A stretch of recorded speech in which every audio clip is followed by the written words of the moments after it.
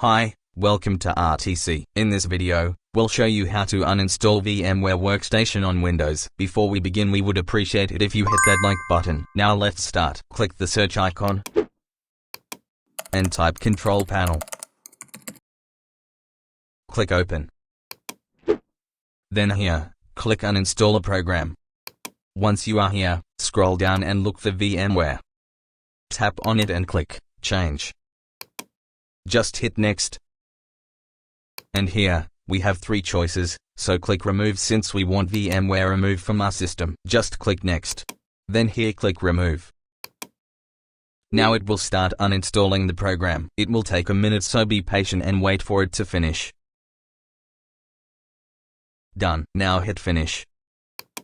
As you noticed, we can still see the VMware, so just right-click and hit Refresh. Thank you for watching. If you found this video helpful, don't forget to subscribe to our channel for more valuable Windows tips and tricks. This is Randy from RTC and I will see you in the next video.